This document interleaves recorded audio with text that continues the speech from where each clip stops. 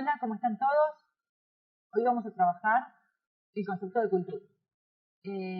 Vamos a ver distintas concepciones de cultura, algunas que son del campo de la ciencia y otras no tanto, que no son del campo de la ciencia, pero que tienen una circulación social importante, por eso me parece que es relevante que las trabajemos acá en la clase. Como todos sabemos, los conceptos son construcciones sociales, no vienen dados de la nada. Entonces es importante que podamos entender cuál es la genealogía de esos conceptos. El primer concepto que vamos a ver es el concepto elitista de cultura. Este concepto va a pensar a la cultura como un atributo, pero además como un atributo de unos pocos. ¿Por qué? Porque está vinculado a la ilustración. La cultura, en este sentido, va a tener que ver con la educación, con el refinamiento, con haber incorporado ciertos saberes de un determinado momento histórico. Por ejemplo, esta es una concepción que está muy extendida desde el sentido común. Muchas veces nosotros escuchamos a gente decir, bueno, tal persona es una persona culta, o tal persona hace eso porque no tiene cultura. ¿Qué sería ser una persona culta y qué sería no tener cultura? Cuando nosotros hablamos de una persona culta, lo que estamos diciendo es que es una persona que está educada, es una persona que se formó, que es una persona que tiene ciertos refinamientos que son legítimos en un determinado momento histórico. Esta concepción elitista de la cultura es bastante rechazada dentro del ámbito de la ciencia, básicamente porque no tiene ningún asidero dentro de lo que es la ciencia. Es decir, viene de una vieja idea en torno del cultivo de la tierra, que así como se cultivaba la tierra, se podía cultivar el espíritu en el hombre. Viene desde la ilustración esta concepción, pero no desde el campo de la ciencia. Como yo les decía, esta idea de la ilustración es bastante negada, está bastante rechazada desde el ámbito científico. Y el concepto que vamos a ver ahora, el segundo concepto que vamos a trabajar, es el concepto positivista. Y acá sí, es un primer concepto que viene del campo de la ciencia. Como ustedes saben, o deben haber visto en el colegio o en alguna otra materia, el positivismo es una corriente dentro del campo de la ciencia, es un momento histórico dentro del campo de la ciencia, que tiene un anclaje muy fuerte en las ciencias duras y en las ciencias biológicas. ¿Qué era lo que buscaba el positivismo? El positivismo buscaba leyes universales que aplicaran en el mundo, desde las ciencias duras, desde la biología, pero en las ciencias humanas o en las ciencias sociales, esta búsqueda de leyes universales se vuelve un poco más compleja. ¿Por qué? Porque para poder buscar esos universales era necesario tener un método. Lo que nos aporta el positivismo es, por un lado, un concepto de cultura y por otro lado, un método para poder dar cuenta de qué era la cultura. Tal vez muchos de ustedes, o al menos en mi época cuando yo iba al colegio, muchas veces nos decían que la cultura era todo lo que hacía el hombre. Todo lo que hace el hombre es cultura. Esta idea de todo lo que hace el hombre es cultura viene anclada a esta noción del positivismo. ¿Por qué? Porque lo que podía registrarse, ustedes piensen que el positivismo surge finales del siglo XIX, principios del XX, y de hecho en ciencias sociales los primeros que empiezan a pensar las ciencias humanas desde el positivismo son los antropólogos, que lo que hacían era ir a las determinadas comunidades y registrar, poder sistematizar para poder buscar universales. Los antropólogos se metían o investigaban en determinadas comunidades y registraban, tomaban nota de todo lo que hacían de esas comunidades que ellos investigaban. Ese registro del hacer, de la práctica, era lo que le permitía después poder comparar distintas culturas. Entonces, de ahí es que viene que todo lo que hace el hombre es cultura. ¿Y qué es eso que hace el hombre? Se vincula con otros, se da una determinada forma de propiciarse abrigo, comida, una vivienda. Bueno, estas cuestiones que hacían los hombres se registraban, nos podían dar cuenta de la aplicación de un determinado protocolo y encontrar determinadas leyes. Una de las críticas que se le hace al positivismo justamente es que hace un corte sincrónico. detiene, toma una foto de un determinado momento histórico de una cultura, registra, pero es totalmente deshistorizada. No hay una genealogía del porqué de esas prácticas, sino que da cuenta en un momento histórico de las características de una determinada cultura. Pero también nos trae un aporte en positivismo. Si antes, o si para la perspectiva elitista de la cultura era un atributo de unos pocos, para el positivismo la cultura es de todos los hombres tienen cultura. ¿Qué quiere decir eso? Que independientemente el nivel de, entre comillas, de decir esto, de desarrollo, de evolución, que pueda tener una cultura, desde esa perspectiva, ustedes piensen, estamos pensando en fines del siglo XIX, principios del XX. Independientemente del grado de evolución, de desarrollo comparado con la cultura europea que pueda tener una cultura, esos hombres tenían cultura. ¿Por qué? Porque hacían cosas, tenían un modo de llevar adelante su vida. Y ese registro que hacía el positivismo era lo que permitía la comparación. Hay una perspectiva muy crítica al positivismo justamente por esta deshistorización del concepto de cultura y de lo que nos aporta el pensamiento acerca de la cultura. Frente a el positivismo y frente a esta perspectiva es que va a aparecer una concepción simbólica de la cultura, una concepción semiótica de la cultura. Esta concepción semiótica de la cultura de la que hacíamos mención es una perspectiva que aparece de la mano de Clifford Geertz. Clifford Geertz nos va a decir que para él la cultura es una urdimbre de sentido. El hombre es un animal inserto en una trama de significaciones que él mismo ha tejido. Él va a considerar a la cultura como esa red de significados en las cuales el hombre se encuentra inserto. Desde esta perspectiva semiótica y simbólica de la cultura, en términos ya no pragmáticos y prácticos, es decir, ya no es lo que el hombre hace la cultura, sino los sentidos que el hombre construye en torno a eso que hace. Esta perspectiva es la que nos va a llevar o inaugura de alguna manera al relativismo cultural.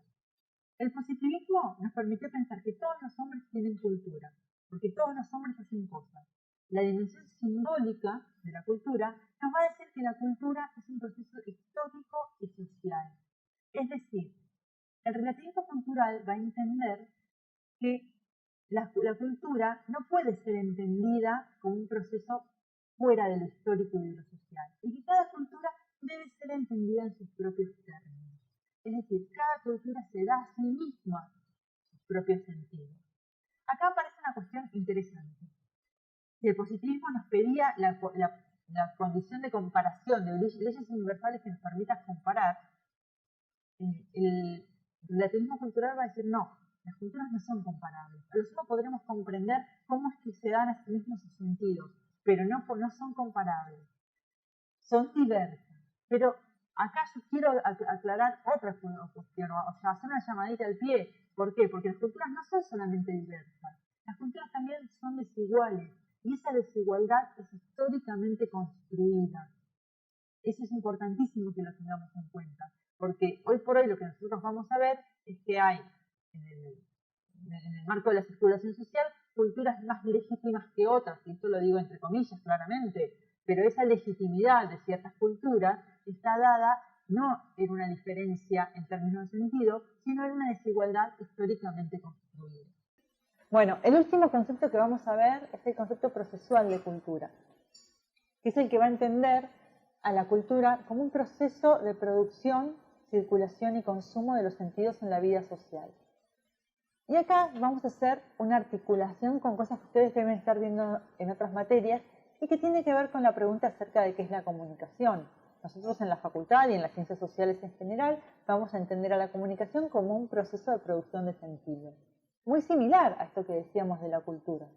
Entonces, la pregunta que se nos impone es, bueno, ¿qué es el sentido? ¿Qué es la significación? ¿Cómo se construyen los sentidos sociales? Y acá nosotros vamos a tener dos autores que nos van a ayudar a pensar. Por un lado vamos a tener a Pierre Bourdieu y por otro lado vamos a tener a Raymond Williams. Estos dos autores nos van a ayudar de alguna manera a poder pensar qué es y cómo se construyen los sentidos sociales. Por un lado, vamos a retomar de alguna manera el concepto de hábitus de Pierre Bourdieu. Él nos va a decir que el hábito es la cultura hecha cuerpo. Es decir, la cultura va a ser eso que nosotros no nos cuestionamos. Son esas verdades que nosotros asumimos como propias, que es eso que nosotros fuimos aprendiendo en nuestros distintos procesos de socialización, ya sea primaria, secundaria, desde muy chicos, nosotros vamos incorporando el modo en que es el mundo. Y no lo cuestionamos. Nosotros cuando, desde chicos, por ejemplo, voy a poner ejemplos muy burdos, pero nosotros ya no nos cuestionamos por qué hay que bañarse, por qué almorzamos, por qué cenamos, por qué nos lavamos los dientes a la mañana. Lo hacemos. Pero si nos ponemos a pensar, hay sentidos en torno a todas esas cosas que nosotros hacemos cotidianamente. Bueno, para Bourdieu, el hábitus es la cultura hecha cuerpo, es eso que nosotros hacemos y que no cuestionamos, que nosotros tenemos naturalizadas y las damos por hecho. Por otro lado, Williams nos va a invitar a pensar los procesos de construcción de sentidos. ¿Por qué hay determinados sentidos que son hegemónicos y otros sentidos que no son hegemónicos? ¿Por qué la cultura tiene que ver justamente con esa disputa por el sentido? La cultura, desde esta idea del proceso, es algo que se está haciendo permanentemente, se está disputando permanentemente. ¿Qué quiere decir? Que sentidos que hoy son legítimos, sentidos que hoy no cuestionamos, o incluso sentidos que sí están cuestionados. Un ejemplo burdísimo, pero que sirve mucho para poder pensar cómo es esto de que los sentidos no están dados de una vez y para siempre, sino que son el emergente de un montón de disputas y de luchas por reconocer sentidos legítimos. Vamos a pensar, por ejemplo, el rol de la mujer en la sociedad argentina. Hace 50 años, las mujeres ocupaban un rol totalmente distinto. Hoy, o incluso el vínculo entre el hombre y la mujer dentro del hogar era totalmente distinto. Muchos de nosotros, los que por ahí somos más grandes, jamás habíamos visto a un hombre dentro del hogar lavar un plato o cambiar a un niño, y hoy esas tareas están repartidas dentro del hogar. Bueno, esa no exclusividad de la tarea del hogar dentro de la mujer es algo que se fue transformando con el tiempo. Incluso la mujer en ámbitos académicos, la mujer en el ámbito del trabajo, son espacios que la mujer fue ganando, pero porque también se fueron transformando los sentidos, hubo luchas por esos sentidos, por el reconocimiento de ciertos sentidos. Podemos poner un montón de ejemplos, desde el matrimonio igualitario, desde la lucha por el aborto, desde el reconocimiento de las diversidades sexuales. El ejemplo del matrimonio igualitario es muy claro. Es muy claro en términos de eso que se está haciendo, eso que se está transformando. ¿Por qué? Porque la ley de matrimonio igualitario lo que viene a hacer, por ejemplo, es a dar un derecho a través de años de luchas. Digamos, los colectivos de diversidades hace muchísimos años que venían luchando y pidiendo ese reconocimiento de derecho. Lo que nosotros vamos a ver es que hoy por hoy el matrimonio igualitario es un sentido, o el matrimonio entre personas del mismo sexo es algo legítimo. No, no necesariamente, es algo que está en disputa. Sin embargo, lo que empezamos a ver es cómo se va transformando. Hace 50 años era impensado el matrimonio entre dos personas de un mismo sexo en Argentina. Sin embargo, esos sentidos se van transformando, se van modificando. Naturalmente, no, de ninguna manera. Armónicamente, de ninguna manera. Esos sentidos se van transformando porque hay disputas, porque hay luchas, porque hay actores sociales que luchan por ese sentido. Lo que nosotros vamos a ver entonces es que hay 4 grandes definiciones o 4 grandes concepciones en torno a la cultura. La elitista, que pensaba la cultura como un atributo de unos pocos, es decir, la cultura era algo que se tiene o no se tiene. El positivismo, que nos aporta esta idea de que todos los hombres tienen culturas y nos aporta una concepción de la cultura y un método para estudiar la cultura. La dimensión simbólica de la cultura, o la concepción simbólica de la cultura, que empieza a pensar a una red de significados en torno a los sentidos en los cuales que el mismo hombre crea y en el cual se encuentra inserto. Y por último, una concepción procesual de la cultura. Esta concepción procesual es la que intenta pensar el cómo es que se construyen estos sentidos sociales. Lo último que vamos a ver en esta clase de hoy, para no hacerla tan larga y para que ustedes también puedan tener una instancia de poder pensar todo esto que venimos charlando, es a partir del texto que ustedes tenían que leer para esta clase, que se llama La ciencia que se está haciendo, y que es un texto que retoma algunos conceptos de Pierre Bourdieu. Conceptos que tienen que ver con el modo de hacer ciencia. Él va a hablar de una concepción bien interesante o de una idea bien interesante que tiene que ver con la vigilancia epistemológica. Él nos propone poder pensar el modo en que estamos abordando el mundo, el modo en que nosotros investigamos el mundo, cómo es que nos paramos nosotros como investigadores, o en este caso como comunicadores, para pensar lo social, para empezar a pensar los procesos que se están dando en este contexto.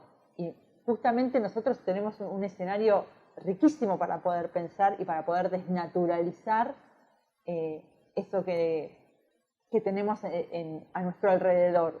El Bourdieu lo que nos va a proponer es poder mirar críticamente nuestro rol de investigador, el modo en que construimos nuestro objeto de estudio, cómo es que recolectamos nuestros datos en las investigaciones, pero también cómo es que nosotros pensamos la realidad.